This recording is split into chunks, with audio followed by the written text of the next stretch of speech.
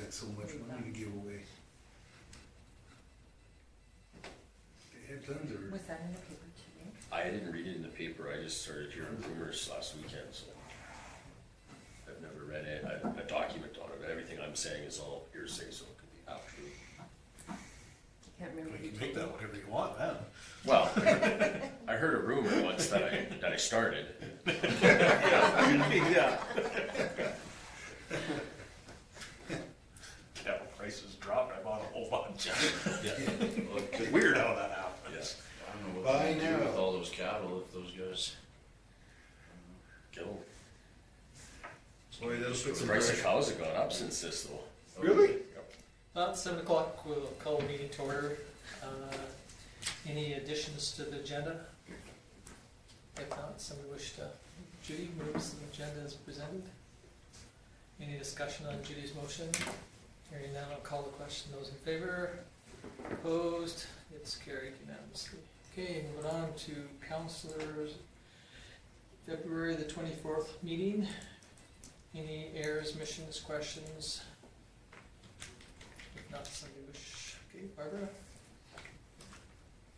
Moves the minutes, any discussion on Barbara's motion? Hearing none, I'll call the question, those in favor? Opposed, seeing none, it's carried unanimously. Okay, moving on to the committee of the whole of March the 4th. Any errors, missions, questions? If not, call the question, those in favor? Opposed, seeing none, it's carried unanimously again. Okay, now we move into our public hearing for bylaw number 1526-25, amendment to the land use bylaw, number 1437-15. So all of you guys remember, it's not a huge amendment or change. Administration has received nothing. You guys at NPC heard nothing. So we'll call the public hearing open at 7:01 and give a few minutes to see if somebody shows up. So, Katie, with Orsk would normally come and speak to council on this, based on it being such a simple amendment to our land use bylaw and receiving no feedback. She did have a request to attend another meeting today and asked if it would be okay if she'd be absent. I said that that was very understandable with the simplicity of the amendment that you guys are looking at this evening. So So we'll just wait a couple minutes, and then if nobody shows up, then we'll just move on, and then if somebody does show up, we can always go back to it if we haven't already gone past the other part of it, but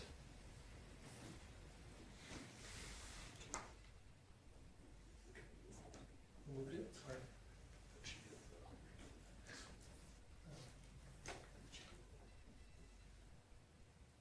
maybe I didn't get it. you just Wait, went right I to went it. back- I went back. Okay, we'll Oh, no, that's all right. go back to it. I guess I didn't ask for a mover for the committee of the whole minutes. Yeah. I thought, well, maybe I missed that. Well, I didn't write down a name and I was starting to get a little concerned, but I was trying to do something else. Well, I was too, because I thought it was. I was watching the screen there where Kim was Doing the other doing thing. the other thing. And I guess, See, well, I apologize. distracted you. That's okay. I have Kim's Barbara fault. for the. And we can Yeah, look at you know it. what? I got big shoulders. I can take the blame That's for okay. that. That's no. That's my job, is to distract them there. Well, sometimes I jump around too a little bit. So. Because I write them down and then I thought, oh, I'll ask Yeah. later. That's exactly why I asked, because I missed it too. Karen looks like she missed it as well. I did, I was Well, that's okay. doing It's, something else and I didn't. yeah, see, we're all doing something else. We shouldn't be doing what we're supposed to do. So. And this is why we have a public I hearing was now. behind on, I get a little behind every once in a while, I can't keep up with the, When you're. when I'm And putting I it write in. some, I write stuff So I down concentrate on that specifically in instead of case what's Karen on misses it. That's so funny. Sure you must. I'm glad that all of us missed it and Yeah. nobody said anything. I was kind of like, okay, I must not have been paying attention. Oh well, you guys need to keep me on track here, folks. Deputy Mayor didn't even keep you. I did realize he didn't ask for a motion. I wasn't gonna show it in his face. Yeah. so seeing nobody here for our land use public amendment to the land use bylaw for the public hearing, we will officially declare it as closed at 7:04. Go back to the committee of the whole minutes. I need a mover. Okay, thank you. There. Cole. Any discussion on Cole's motion? Hearing none, I'll call the question. Those in favor? Opposed? It's carried. Thank you. Thank you for persevering with my tardiness there.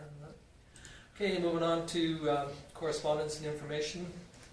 You have the Mayor's and Reeves from the Southwest, and Grant Hunter's March is 25 pages. We don't need a motion for the public hearing.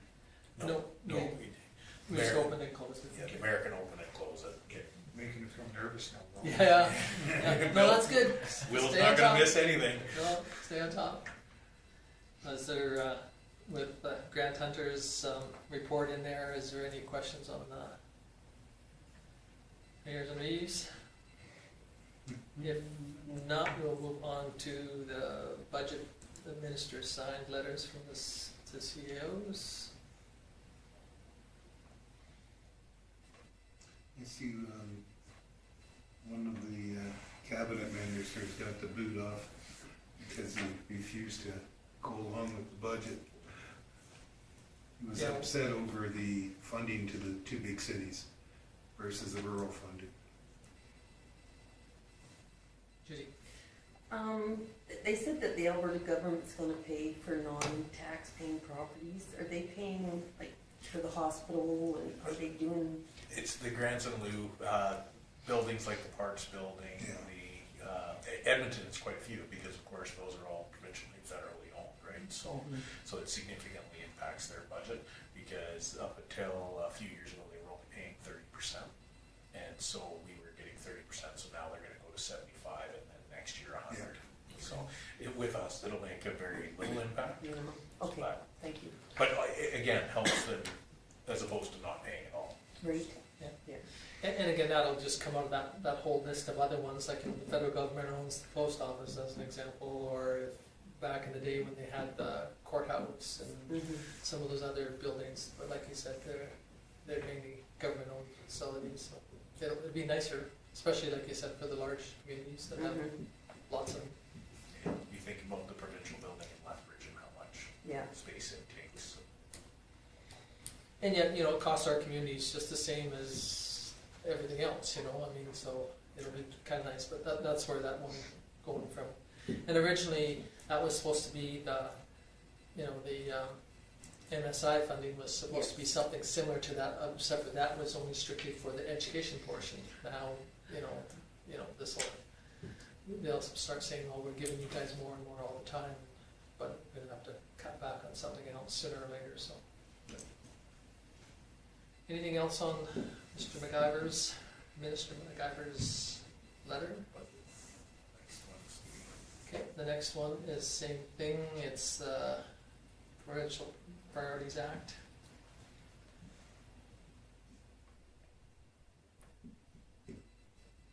Any questions on that one? we don't currently have any federal agreements other Yeah. than for the Canada Building Fund, which the province administers on our Yeah. Does So the federal government pay a portion of our CMP, or they're out of that now, or is that? it's done provincially. It's Yeah. not provincial, okay. At one point they did, didn't they? Or did they? It's always done through it's always been done through the province. Okay. This one here kind of came around about when a couple of the larger municipalities tried to make a deal with the federal government on their own, and it offended the provincial government, so they just said, anymore, it has to go through them, so.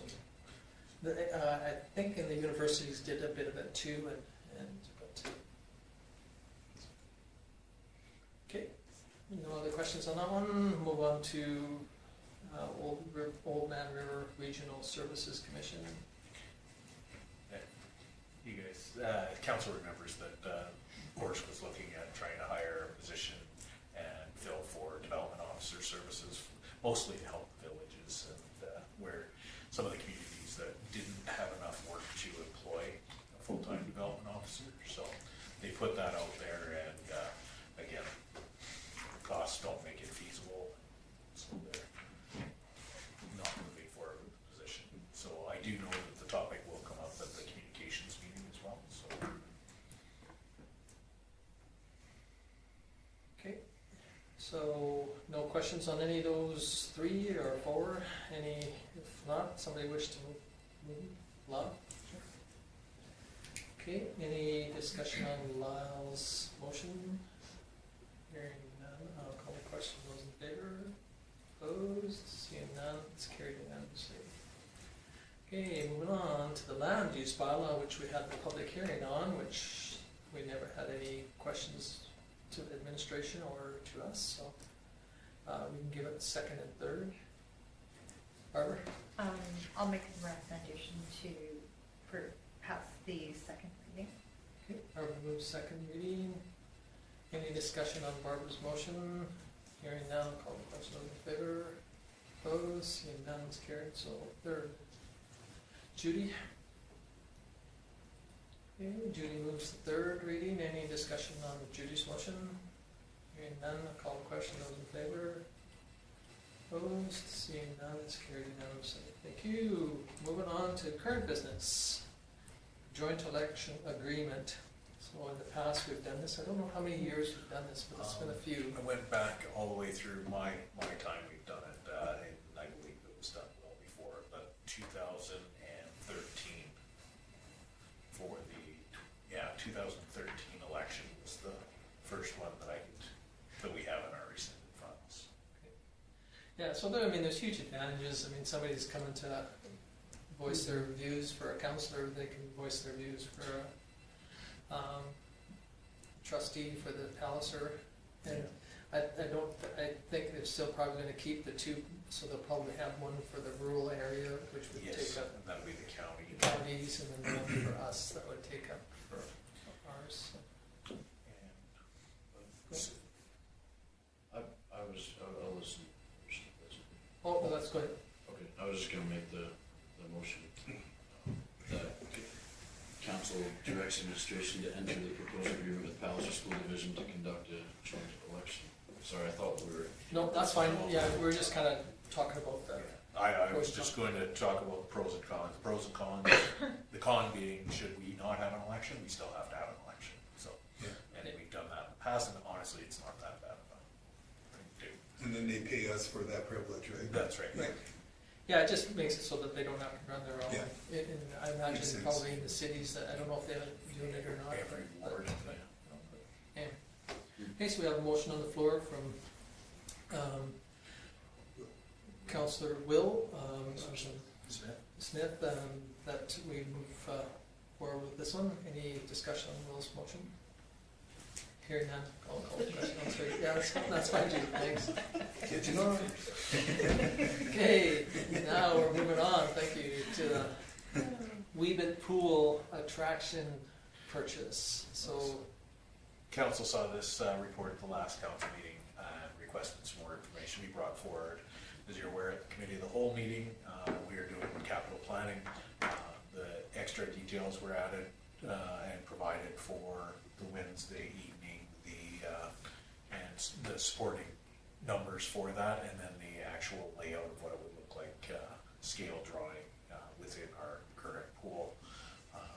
Believing that most of council's questions had been answered, we resubmitted the report with the additional information there, and based on the discussion there, council had recommended that we bring the option, I believe it was A, with the 4-item implement forward to councils. okay, I'll make the recommendation, council approve the Recreation Department request for a purchase of an inflatable pool feature from Waterways at the cost not to exceed $17,000, with the funds of $10,150 to be drawn from the pool donations reserve and $6,850 from the recreational capital reserve. okay, thank you. Any discussion or on Richard's motion? Hearing none, I'll call the question in favor. Opposed, seeing none, it's carried unanimously. Okay, thank you. Moving on to FCSS street closure requests. So they've requested a closure from Center Street to the alley along the side of the building.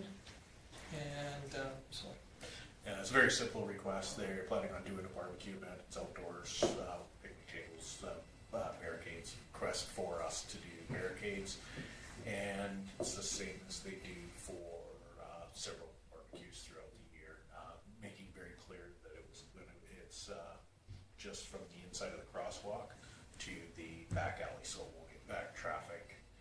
They can still be down the alley and I have a couple concerns on this. Obviously, I'm not really in favor of what it's trying to push. And I guess part of my problem on this is, and I know we fund FCSS somewhat, I have a problem with somebody that's in a position pushing her agenda on kids. And I do have a problem with that. I know we can go political, but it was a political, go ahead. this isn't about the event, this is Yeah. about the street closure. Okay. So, the event, that should be taken with FCSS. who's Okay. Putting that on. Okay. The request being brought forward is Okay. strictly for the street closure. Barbara? I'd like to make the recommendation that council approves the temporary road closure of Third Avenue South from Center Street to over to the edge of the food bank building from 11:30 to 3 p.m. on Wednesday, June 6, 2025 to accommodate the FCSS and Getaway Youth Center Youth Share the Pride Barbecue. Okay, any further discussion on, or any discussion on Barbara's motion? Okay, if not, I'll call the questions in favor. Opposed? Can you have my name recorded on that? You have to ask for it prior to the Okay. motion being called, so. Okay, Although- Having said Said that, that, we do. it is available online for people Okay. to see. Yeah, Thank but you. again, if anybody wants a motion, or you're. Okay. you have to- Recorded vote It should has to be requested prior to Okay. the question being called. thank you for letting me know that. No, sorry, I didn't catch it. That's fine, that's fine. So it's carried, not unanimously. Okay, thank you, and moving on to Virginia Mitchell Memorial Campground expansion. Okay, so through the committee of the whole, looking at capital costs, Stu was able to put together cost estimates and revise them. As you can see, he got new pricing on a lot of the piping, which we were expecting tariff information on. Of course, some of the stuff dropped in price, so he was able to add the contingency. If you remember, the original quote was $130,000. It's 136, but that includes a 20% contingency should something come up unexpected while they're doing the work. Again, work being done all internally, so this will be just shifting the funds, and we'll do it on a budget, and of course fund it through the local government fiscal framework. We'll make that application should council want to move forward with this. Sorry, trees going. You can go if you want.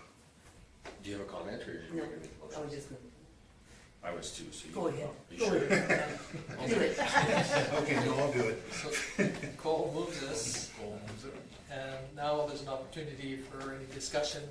The only question I have is that there's no T in that, well, there is a 6-inch T, but there's no, he didn't add a valve, a 6-inch valve, but is he? And I'm not sure if he may use one that's in stock already. Oh, I see, okay. Because we do stock a certain amount of repair items. Okay, no, I always just thought, well, maybe then, so that you could divide that park off from what else we had talked about, that, Yes. should we contemplate doing this so that it could be used 365 days of the year, not, so through the winter. But there's other issues with the old that they campground. have to deal with because of it, and that's why valving is important, so, but cool. I guess I will ask a question. Has anybody gotten feedback from anyone other than a campground for Well- use of that space? Originally, I did have from somebody that was a kinsman that they wanted to make that into a biking track. Oh, They bike built- track. built bike track, and then again, when I talked to this person was a kinsman member, but it wasn't pushed by the kinsman club. But then there's again other maintenance, other things around it. That was the only one I've had. Has anybody else had any? I had a lot of feedback last year at our Spark Days event for everybody's like, you gotta do this, you should do this, it's a no-brainer, but I mean, obviously that's a kind of a like-minded Yeah. demographic, I would say, because they're all ball players and stuff. And the other, sorry, Kim, the other one that there was a discussion on is instead of going to a designated camping sites per se, is put in some power and some water, but have it so that you could do group camping, you know, so I could pull in 5 or 6, 4 or 5 units and make a circle out of them, but yet I'd still be able to plug them in and that, but this has gone away from that scenario completely and gone to back to the, you know, designated sites themselves. Go ahead. So part of the discussion on the layout was servicing each lot, and then through Spark Days, as you spoke of, multiple units could be put through pull-throughs should they be required, plus leaving room for group camping next to the shed for, say, family reunion rentals, those sort of things, Yeah. and parking lot as well. So revising that route, it should allow for like the maximum use of that area that we've seen during Spark Days, things like that. The other thing that really came into it through the conversation is we looked at our rates and currently what we're charging for the other campground. And if we could fill the additional 16 stalls, again, that's a guess on whether we could, but we don't even advertise our campground right now. If we can fill those other stalls, this entire investment will be paid back in 3 years. And that's what you guys talked about it, and we started putting the numbers together. That's what made it really feasible as a solution for that space. Yeah. Yeah. But again, you're right, we haven't done a ton of, you know, requests for information up there. This will theoretically, you know, kill a portion of the planned, you know, restructuring that whole area up there until we can either acquire more land or, you know, do it in a different way. It's gonna affect, you know, that, I mean, we still have that roadway, that access that goes up behind the, you know, the trailers there, which is a green space, that we own that, and that's a roadway that goes all the way north, all the way, or, yeah, I guess you call it north. To the Goes Parks building. past the Parks building, Yeah. so, but, you know, there are, people that farm the piece of land, you know, just squat that piece and they farm it for us. Judy? What is that on that?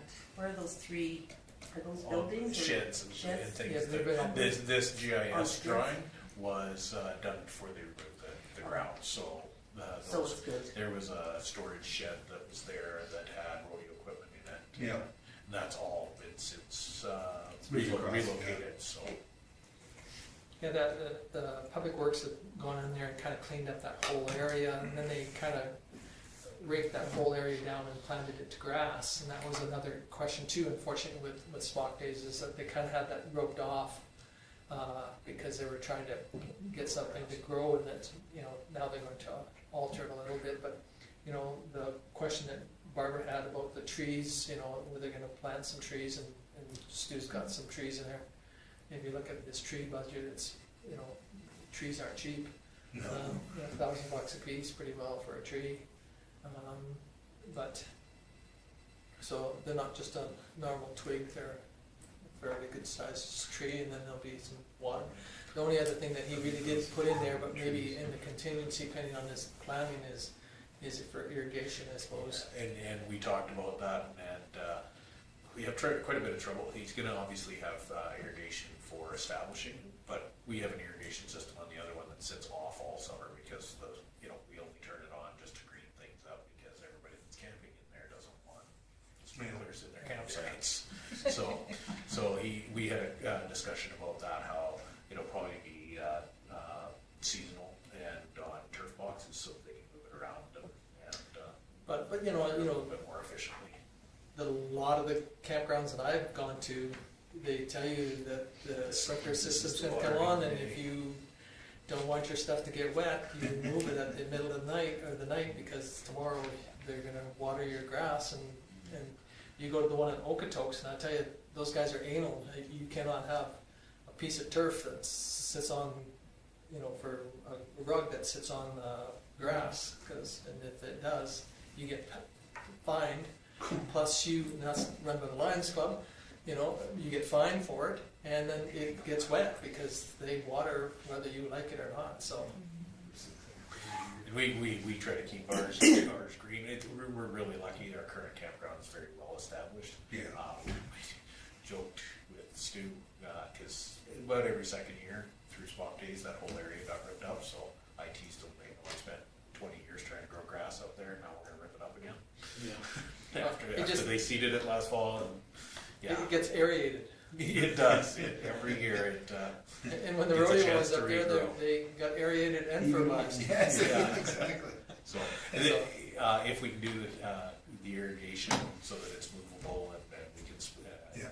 it should, we still have, he's talked about taking the irrigation line that currently goes through here, does the temporary, and rerouting it, bringing it across so that we can do some additional ball diamonds as well. So. There's one that goes to the far end too, isn't there? There's currently water line that runs through here that picks up this corner, Yeah. this corner, Yeah. and we put those in when I started with Public Works Yeah. there. They were a seasonal, Yeah, shut 'em off. so we shut them Yeah, off every yeah. year, and they're only about 3 feet in the ground. Yeah. So Yeah, so anyway, it's a great discussion, and thank you for asking that question, Cole, about, you know, whether there's, if we've done any real, but as far as I know, we really haven't, you know, there's been, like I said, I've had one group approach me about the, you know, the pump track up there, but again, Well, and I don't expect any negative feedback on this No. plan, but I could be wrong, I guess. I mean, you know, we did talk about, you know, moving stuff around too, and trying to make it so that it acquired different uses, but obviously, you know, the rec department themselves see there's advantages to doing what we're doing here. as you can see, the sites are a little bit further apart than they are in the bottom as well. Yeah. Again, these stalls aren't to scale. I asked Stu if I could clean up the drawing that he gave with the measurements on it. He said it was okay, but we still don't have, again, Yeah. when he gets laying it out, it'll be a lot different, or not a lot different, but this is what it looks like when you see it in the GIS in the future. It may not be perfect. All of these lines. I think it's a no-brainer. Oh, Cole's this one. Cole's got a motion there. Yeah, so, any more discussion on this? If not, I'll call the question in favor. Opposed? Seeing none, it's carried unanimously. Yeah. Okay, moving on to the arena roof. Well, again, you're gonna find a common theme that these were all discussed at the committee of the whole meeting that was last week. This was very straightforward. In the fall of last year, Stu made council aware that upon inspection of the roof of the arena, it was found that some felt had come through. Those shingles had been up there. We are estimating 25 years plus. I don't remember the exact year that they were put up there. But with the age of that roof, again, the spray-on option, and we're not actually replacing. We're just covering with the acrylic, and it's been very successful on the roofs that we did at the library and senior center, and we know some local businesses that are using it as well. The time of the report, the recreation board for the county has made the recommendation to county council to split the cost of this as it's a capital cost of the arena, but we haven't heard from that. Regardless of that, council needs to make a motion to pay for the entire thing to actually move it forward, and it was confirmed with the company that the 10% discount that they had offered for pre-booking before December would be honored to when council made a decision. So that brings the overall cost down to $148,000. Richard? I'll make the recommendation, switch pages here, that council approve the Public Works request to have the Roof Armor Inc. apply acrylic Merrick roof sealant, Elastomeric. there you go, I should have kept my eyes. Sealant to the Vulcan Arena at the cost not to exceed $148,000, with the funds to be drawn from the Arena Capital Reserve. Okay, Judy? Will that help with the condensation inside? No? No. I was just wondering if it was, No, the Insulated. condensation is a really hard thing to, because it's dependent on the outside weather temperature. So I have been in there in the summertime where it is 9 degrees on the ice surface and it's 40 degrees under that roof. So short of doing a double layer roof in there that has some kind of insulation, which I don't think that we can look into affording at this time. No. Yeah, so the condensation will always be an issue, okay. as long as the outside temperature is 30 degrees when we're trying to make ice. It hasn't been that bad the last few years, has it? You know, It always in this Sorry. fall, the start. When we're trying to. Oh, in the beginning, yeah. It's hard when it's plus 30 outside. Yeah. They're trying to make ice, right? So Yeah. That's the problem. The reason why is we, when we're doing that and we're trying to make the ice, we also have to keep the ventilation on, so we're actually drawing, and we draw that hot air right across the roof, right across the roof of that, and then everything that's coming up from the floor is sub-zero, and this up here is 40 degrees. The really bad times are when we're actually putting the ice in, and then about the first week. And then usually things acclimatize, and Yeah, I didn't know. Keep the dampers I closed. haven't spent much time in there this year at all. I've probably only been in there once this year, and so I wasn't sure if it was you know, in some years it used to physically rain in rain there, in there. but I didn't know if it was still. But, There's a bit, it comes off the banners sometimes, oh, as it comes down the Yeah, wood. the wood. okay. Not, it's better, I think it's better this year than it was last. Alrighty, so we have a motion on the floor from Richard. Any more discussion? If not, I will call the question. All in favor? Opposed? Seeing none, it's carried unanimously. Great, thank you. And we'll move on to the cemetery road. So this one here has been on the books for a few years of doing some upgrades in the cemetery, and then last year it came to light at our public meeting. So administration and Stu have come up with a method of correcting some of this issues. Paul? I'd like to make the recommendation that council approve Public Works request to fund the North Road improvements in the Vulcan Cemetery at a cost not to exceed $17,000, with the funds to be drawn from the cemetery capital reserve. Judy? It says with not to exceed 17,000, but yet the bill is 17,140. Yeah. The 17,000 is what we have in reserve, and Stu could do the remaining 500 through the operational budget. Okay. Because we're doing the work internally, we're actually, you guys from council are just actually making motion to move this into the budget so that we can do it. Yeah, I didn't want to short them. yeah, No. And then also too, you know, they are getting, they're partnering with the county to supply us with some materials and some labor to support this project. And again, even though it's theoretically the town's cemetery, you know, we all realize that there are family members and people from the rural that reside in that area up there too, so. And Stu was trying to do this project without drawing from any of that county and kind contribution, but also knows that it's there should we need it, so. Okay, so any further discussion on Cole's motion? Hearing none, I'll call the question. All those in favor? Anybody opposed? Seeing none, it's carried unanimously. Okay, grader replacement. So hopefully everybody had an opportunity to read the pamphlet that came along with the grader replacement. That's kind of. Yeah, so because it came up abruptly when speaking about the tendering process and the budgetary pricing, as the machine, as you know, is a couple of years old, but it's brand new. That's sitting waiting that met all of the specs that we were looking at. So that opportunity arose.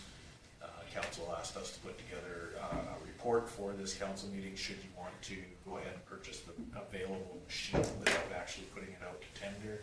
Just making sure that the public knows as well that through this, you're seeing a $40,000 savings on what's expected through the tender process.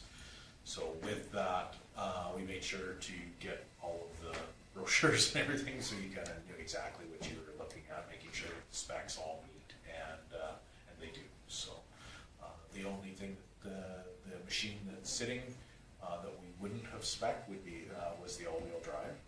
So this one will have the 6-wheel drive for, again, with the savings that we're expecting. So we put together the report, hoping that we've covered all the bases. Again, under normal circumstances, you would tender this, and our purchasing policy says that, but this is a unique opportunity that would not be made available, and we want council to be sure that that savings is worth not putting it through the public tender. Okay. Judy? I'll make the recommendation that council approves the purchase of a new 2023 Case 856C all-wheel drive ME grader from Rocky Mountain Equipment for a cost not to exceed $421,501.50, with the funds to be drawn from the Common Services Capital Reserve, and upon delivery, directs administration to sell the 2001 Komatsu. Thank you, grader by way of public auction. Thank you. Okay, so any discussion on this? Hearing none, call the question. All in favor? Opposed? See, Will's opposed? No, so, no, I was just trying to get you in trouble with your own. No. It's carried unanimously. Okay, thank you very much. We'll move on to committee reports. We have one there from the Marcus Foundation from January the 28th. Judy's reported on this, but any questions on the written version? Okay, hearing none, we'll go to the Mayor's and Reeves of February the 7th. And any questions on that one? Okay, hearing and seeing none, we'll go to Fresk, Foothills Regional Emergency Services Commission, which was Will's, and Will's reported on this one too, but the any questions on this one? Okay, hearing none, we'll move on to Old Man River Regional Services Commission, January the 10th. One area it says January the 10th, but then on the other it says January the 9th, so I assume it's All January. meeting. Not a long meeting, yeah. Assume it's the 9th. Okay, any questions on any of those four? If not, somebody wish to move? Richard? Any questions or any discussion on Richard's motion? Hearing none, I'll call the question. Those in favor? Opposed? Hearing none, it's carried unanimously. Now, moving on to council reports. Councilor Magnuson. We just had one meeting since our last council meeting. It was a committee of the whole meeting. It was on March 4th. It was the best meeting ever. No one else has seen one like it. It was awesome. And I have a couple meetings to follow. Okay. Any questions for? I'm so glad you enjoyed that meeting. Yeah. Couldn't see, but he could hear. Any questions for Lyle, Tom? If not, thank you, Councillor DeBolt. We had of course, the committee as a whole too, and then I had a Norse meeting last Thursday on the 6th. Very interesting meeting, actually. I found some interesting stuff out. They were talking, cannot find planners. I found this interesting. He said in the course they're given in Lethbridge, they only have 3 students taking planning. And I said, 3? Did you say 3? And they went, yeah. And I found that quite shocking. Because it's like, there's jobs out there, right? And I thought, holy cow.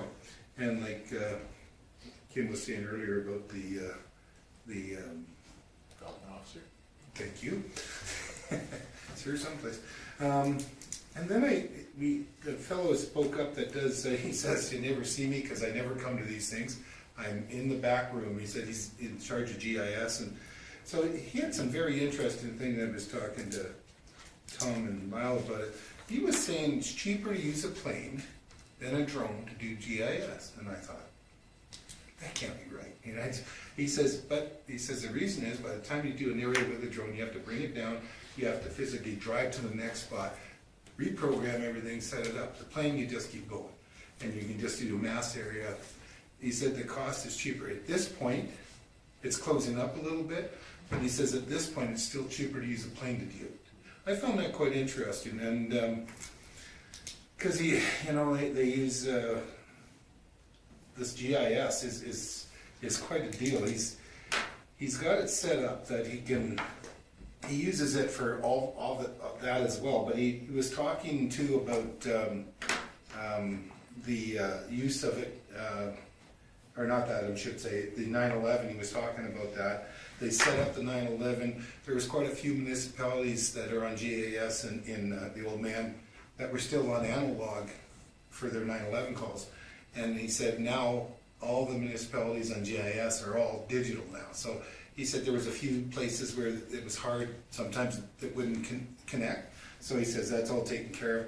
And he says they used the same system because the government of Alberta wanted them to do something with the election process. And he used the same system to set up that. And he was quite interesting. And so they talked about cost. They talked about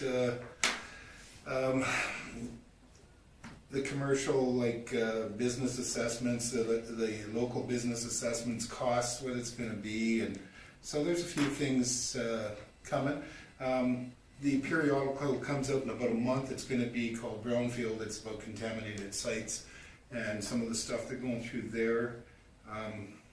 It was a good meeting. It was a very interesting meeting. They had a couple good speakers. Christopher ran his first meeting and did a very good job, I thought. So I think I've kind of hashed through what I wrote, so I think that's it. Okay, any questions for Richard? If not, thank you. Councillor Smith. Other than our committee of the whole meeting on March 4th, I've had no official council meetings and have nothing to report. Okay, any questions for Will? None, thank you. Councillor Sanderson. On February 25th, I had a Marquis Foundation meeting at 6. Michael Zubak he's our MMP auditor, presented our 2024 financial statements for all entities, and everything's in good standing, so I brought the financials tonight to Karen. We have hired Wade Stoke to do up the new metal sign for the self-contained apartments.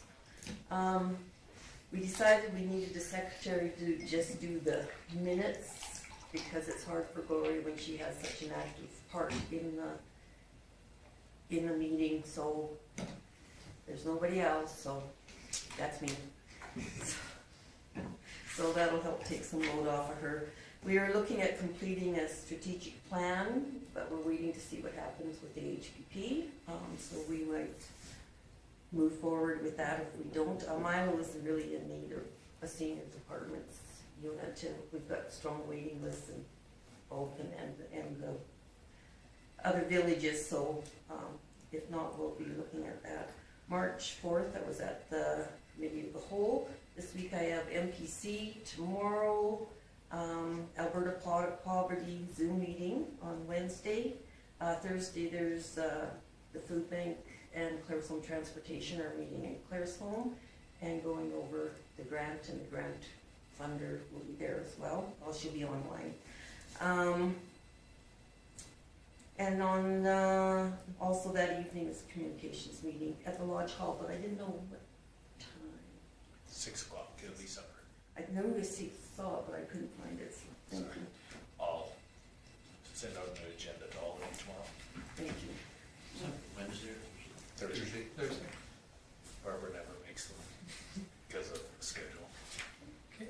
Anything else, Judy, or, No. okay, anybody have questions for Judy? If not, thank you for that. Councilmember Coffey. March 4th, of course, I was at the committee of the whole with everybody.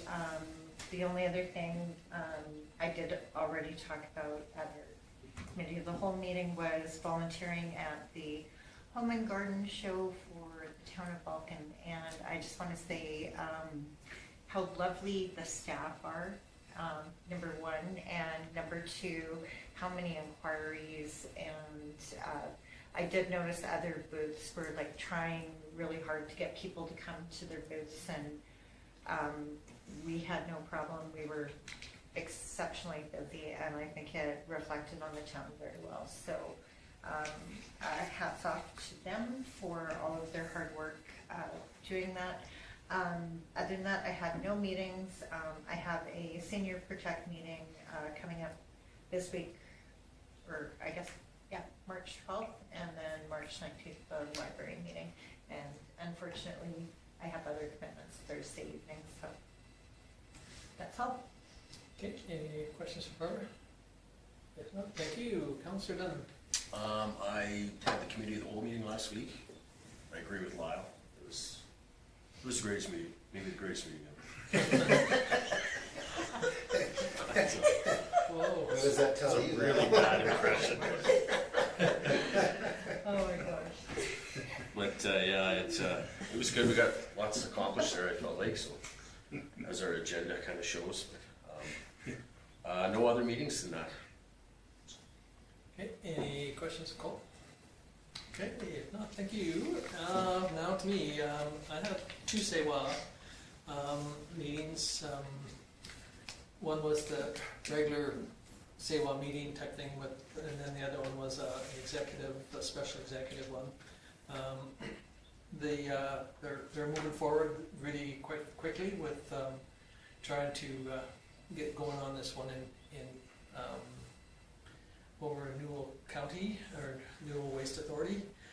They're trying to send a person to go over to Singapore or to take a look at one over there.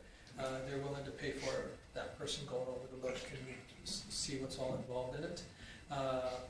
This group, this Global Green, is interested in having a office open somewhere in southern Alberta, so I offered that Vulcan would be a good place, so that since we're the start capital of Canada, we could be the capital to start this project for them. But so anyway, hopefully it'll come to fruition somewhere close and somewhere in the foothill, in the SEWA footprint. But lots of discussion going on. Looks like Global Green is right at the moment wants to start the one for sure, but they would like to do 3 of these sites, and so then there'll be a bit of a frenzy of how they're going to qualify to get. And the biggest thing is going to be the tonnage. And again, the waste in our communities, we only do 3,000 tons a year, and they're looking at, so that's less than 27 days of facility. So we're looking at a larger, especially when you're going to spend $45 million. They're still talking American dollars, but yet the plant would come out of either South Korea or Japan.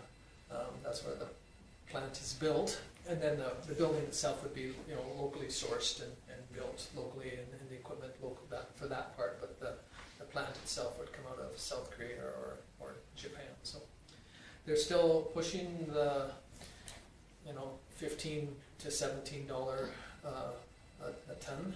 It's $10 American, so today it might only be it might be $15, but tomorrow it might be a little less, or it might be a little bit more. But they sign on a yearly basis, and the biggest concern by most people is they don't want a 20-year commitment, which you can kind of understand. If they're putting up the $45 million, that they want to make sure they've got enough waste to make the plant run and make their payback on it. So I too attended the Home and Garden. We did Thursdays, which generally is a really quiet night anyway.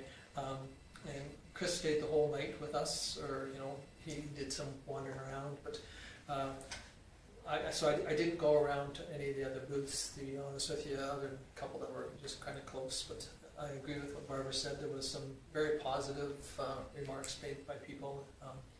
There was a guy there from Ontario that was really impressed that a small community our size would be out there, you know, saying why we want you to move to our community. So I thought that was kind of neat.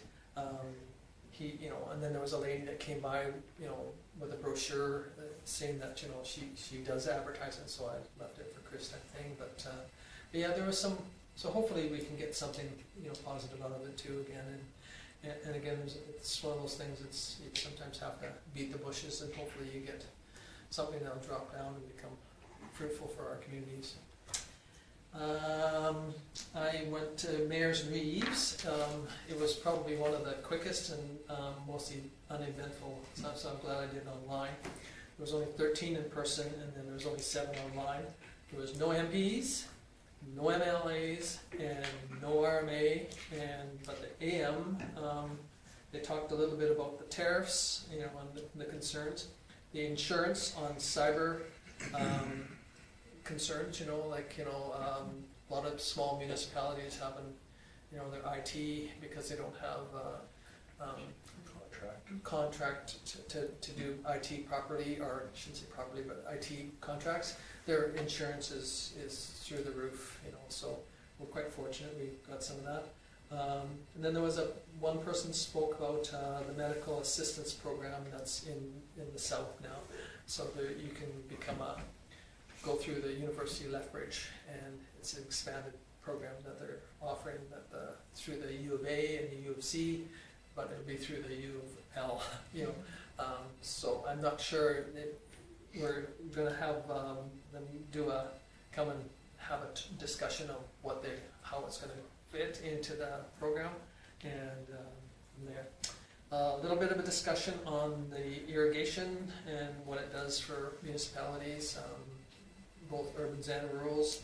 You know, the basin's been frozen for licenses for quite a few years, but yet because they're doing better jobs of controlling their water seepage, and a lot of the irrigation people are going to low flow, you know, on their irrigations. They're getting better, and so they're not atomizing it and, you know, wasting it into the air. So there was a little bit of a discussion on it, but other than that, there really wasn't much that came out of the Mayor's and Reeves. It was kind of a disappointment on that behalf, but they've got a few coming up that hopefully will have some people come too. And then, you know, so I kind of pick and choose. I look at the agenda and decide, well, if it's not much of an agenda, I usually just do it by Zoom, and if it looks like they're going to have some good discussions or have some decent people, shouldn't say that, decent groups that show up. They're all good people that show up, but even decent groups that show up, then I'll invest my time and taxpayers' money in getting down there and listening to it. I still believe that there's a huge advantages of meeting in the flesh instead of just online, and but again, I understand it, and it does save us as a municipality a few dollars in travel. So, and again, I've got that communication meeting that's coming up on Thursday night, so hopefully the majority of us can attend, and if you can't, that's understandable, but if you can make it, that's great. We haven't had them for a while. One of the discussion items, you know, will you have that meeting earlier? Well, actually, I'm working that day, so I've let Nels know, and Jason's gonna be there. So. Oh, okay. All right. So you don't have to chair. Yeah. Okay. So, but again, the other, you know, discussion item that might come up a bit on that one too is that, you know, because we've missed a couple. You know, is that what we should be contemplating doing? Is that after an election, having one where we meet all the other municipalities, all the other councillors, and, you know, try and bring in a couple people to, you know, bring in some discussions of what we do as a working together, so that the new councillors of the day, you know, if they're changed on councils, and then, you know, having theoretically another one more or less as we're going out, or do we have it on the third year? So I think that will be one of the discussion items probably on the agenda too, is to decide, you know, how often should we have them.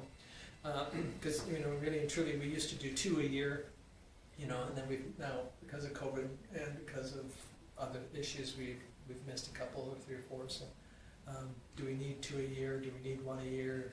Should it just be one in the, after an election, type deal, so that, but.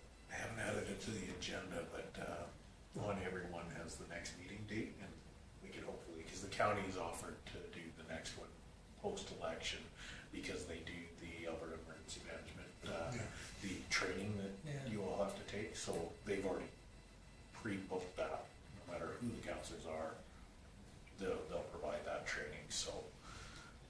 So the county's gonna put that one on, that, if you would like it to be a separate agenda item, I'll put it on, but it can definitely be done during the, next meeting discussions on frequency that this should continue.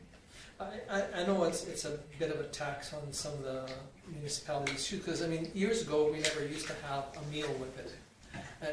But the advantage of it is because of the emergency management group, that they're already there, they have to, they're there for a little bit before the meeting starts, and so, for them, and then the other advantage is that they could start it a little earlier, have something to eat, and then, people that had to travel and, to other municipalities, they didn't have to wait or kind of rush through their supper to they could just get to the meeting. So those are discussion items that I think that, kind of have to look at and say, is it, what are we gleaming, what's the advantage of it? And so, if you guys can think of some of the advantages of this, of doing this, there's pros and cons, that's for sure, so. Okay, so that's it for me, unless somebody's got some questions for me on any of the rambling I went on. Okay, go ahead. I'll make the motion to accept. Okay, so Lyle moves the reports. Any discussion on Lyle's motion? Hearing none, call the question in favor. Opposed? Yes, carried. Okay, moving on to administrations.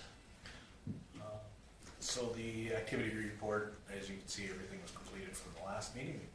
Karen was nice enough to gray out the one that I didn't have done at the last meeting, so that was the committee of the whole. And apparently that was a very successful meeting. So I'm glad none of you lost sleep over it. No, so everything's completed unless there's any questions.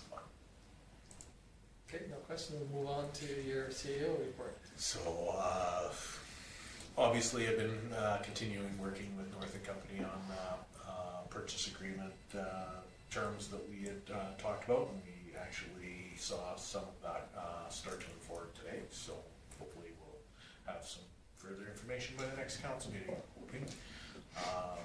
Again, did all the stuff for the committee of the whole meeting, and apparently that all paid off, because you guys are very, very, very happy with that meeting. Apparently the best meeting ever. Best meeting ever. Yeah, I'd love to take credit for that, but I don't know, it must have been Lyle not being able to see. I've been doing the preparation for the communication meeting as well, so I've got the agenda completed for it. May do a revision for adding the agenda item there as well, because of course Tom gets to host that meeting, so he gets to tell me what's on that agenda. So I posted notice for the Alberta Labor Board for the collective agreement revocation. They received it, they reviewed it. The results of the review were to put it to a vote for the employees. The employees all voted on Friday, and of course it's secret, but of course we're a small town. We talked to all the guys, they all said that they voted and they feel unanimously for it. So I anticipate next week, or the end of this week, or beginning of next week, we will, and that should be the final step in this. So if that moves forward, I'll start bringing policy amendments for council to account for that. And again, work with Palliser. I'll let them know tomorrow, and I'll sign off on the agreement. The meeting's been for interest. Obviously, you know that I attended the infrastructure workshop in the Ideas Group in Pisano. It was really good. It was a full day, with a lot of knowledge from other industries, not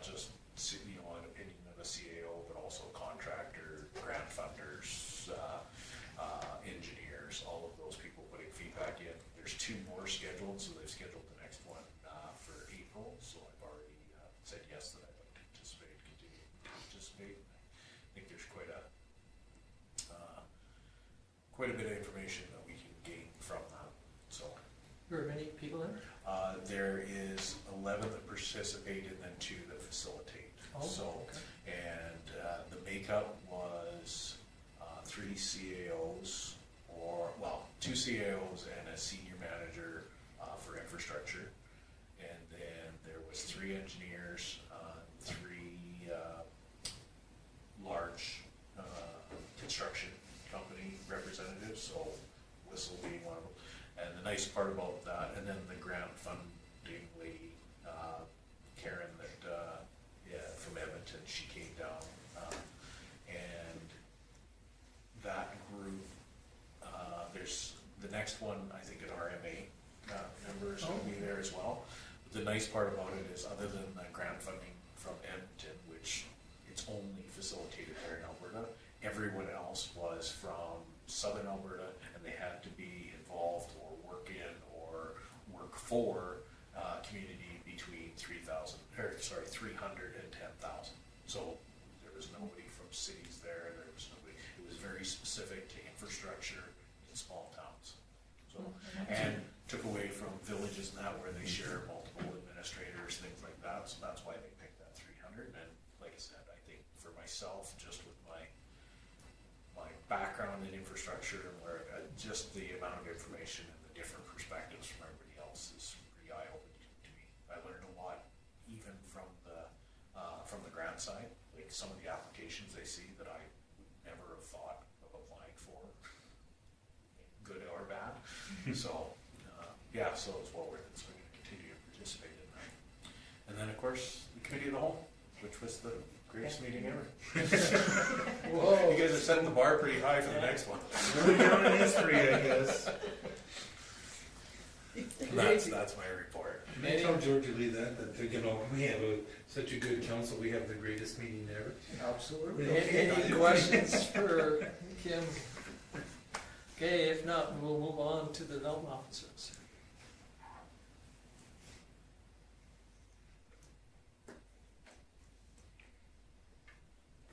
Okay. Rita's been extremely busy with compliance and the amount of houses moving. And the nice part is a lot of people that are moving to our community are inquiring about permits as well, which is good. Okay, any questions for Rita's? If not, we'll move on to Public Works.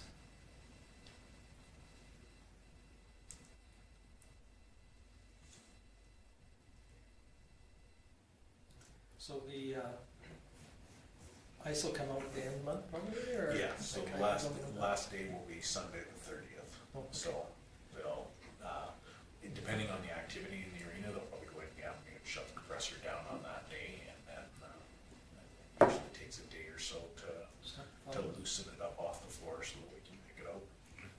Okay. A question regarding our pool chemicals, and like I know Stu's got to order the paint like almost a year ahead of time. Is that from, like, are there gonna be any issues, do you think, bringing stuff up from the States, or is it in Canada? Yeah, just depends on, like resin for anything comes out of Texas, so we're a little concerned over that, but at this point, the suppliers that we've reached out to, so far they're just cautiously optimistic that we can keep getting supplies. So we won't know the impact until somebody says they can't bring it across the line for what they used to. Like, is there, like, do you think there'll be Canadian pools or whatever stockpiling? Well, it's kind of interesting because the majority of the resin, specifically, and I'm talking paint and the acrylic projects, and all of that resin comes out of Texas. So even though they make the pipe, like the PVC pipe in Canada, the resin for it comes out of the States. So nobody knows the effects of that. Like they're manufacturing, we're already buying Canadian products, but if they can't, depending on the raw materials that they bring across, Yeah, especially if we most get- likely we'll see it in a price increase. Especially if we get into this tit for tat, trade wars, where we're gonna probably see that. So it shouldn't affect availability because they're still making the products. There's no drop in that, it's just most likely we'll see it in the cost by where the materials come from.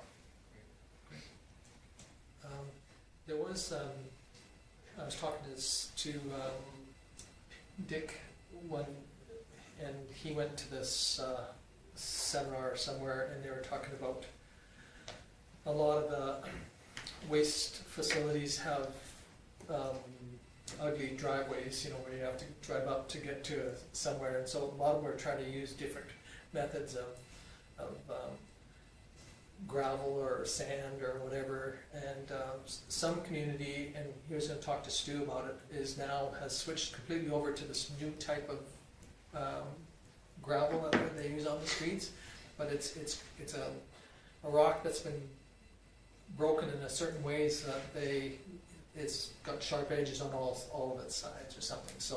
So some community, and Dick will probably talk directly to Stu on it, but now they're saying, well, in the spring when they clean up, instead of hauling all their street cleanings to a landfill or to a different site, they take and they put it through a screen system and clean it, and then they reuse a portion of this gravel.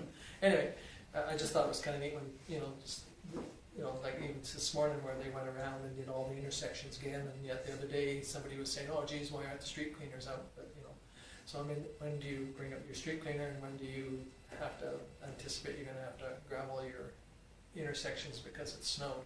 But anyway, anything else on Stu's at all? He should be happy now with the new piece of equipment coming in. So He's in training in Banff for a week, so I wasn't completely happy when I talked to him.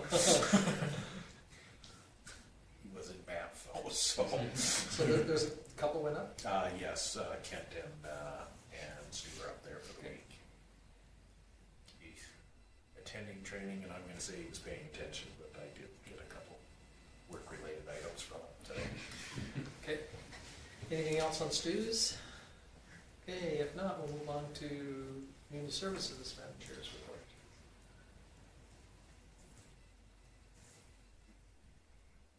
She raised $8,500 in advertising for that recreation guide. That's pretty crazy. Putting a lot of work. Yeah, for the most part, that recreation guide the budget is sat around 9,000 for the last several years, and the recover is just about all of it through advertising, which is great. And it will be going out at the end of the month.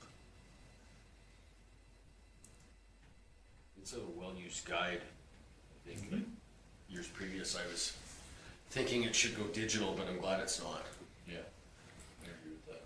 Well, there was an example that at the trade show we were handing out some of those. Like this one person wanted to know where our campgrounds were, and so Joan pulled it out and circled where the campgrounds were on the map and the whole work. So I think that it's, like you said, it's a well-used document. Some people use it for the litter box, and some people put it on their shelf and pull it out quite a bit. Chris recently went to a business to secure some rooms for Volcon, and they had all of the rec guides laid out like magazines for all the different years, and he had trouble because he tried to collect all the used ones, because of course a rec guide's no good after the events have been done, but they didn't want to give them out. He says, we'll bring you a stack of new ones.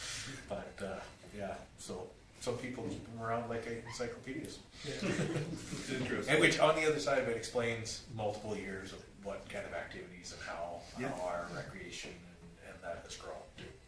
It's a historical document in one way, It is. It is. It is. Okay. Any other questions on Chris's? Okay, moving on to bylaw.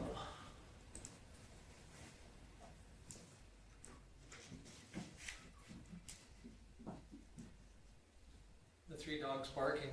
Probably one of them was one of my neighbors. That their dog barks 24/7, 365 days a year is when that person is not around. So, but it seems that everybody's got to have a dog or two or three, and so I think we're always going to have that complaint. Okay, any concerns on Jennings? not, somebody wish to move on? Okay, Judy? Any discussion on Judy's motion? Hearing none, I'll call question in favor.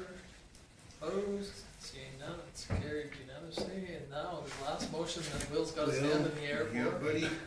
to adjourn. I would like to make a motion to adjourn. Okay, thank you, Will. Any question on Will's motion?